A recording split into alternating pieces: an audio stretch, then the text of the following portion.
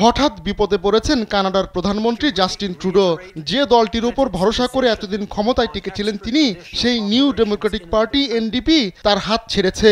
বৃহস্পতিবার বিরোধী এনডিপির নেতা জগমিত সিং এ ঘোষণা দেন। এমন পরিস্থিতিতে কানাডায় আগাম নির্বাচন হওয়ার জোর সম্ভাবনা দেখা দিয়েছে।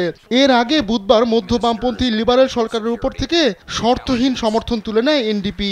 এখন ক্ষমতায় থাকতে নতুন জোটসঙ্গীর জন্য হন্যে হয়ে খোঁজ চালাচ্ছেন ট্রুডো।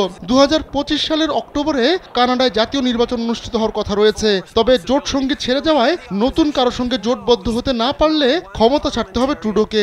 জরিপে দেখা গেছে নির্বাচনে বিরোধী কনজারভেটিভদের কাছে চরমভাবে পরাজিত হবেন তিনি। এর আগে 2015 সালের নভেম্বরে কানাডার প্রধানমন্ত্রী হিসেবে দায়িত্ব নিয়েছিলেন ট্রুডো। প্রায় এক দশক ধরে ক্ষমতায় থাকাকালে স্যান্ডেলিনা সো রূপচর্চায় আভিজাত্য। কানাডায় দ্রব্যমূল্য বৃদ্ধি এবং আবাসন সংকটে ট্রুডো জনপ্রিয়তা হারিয়েছেন।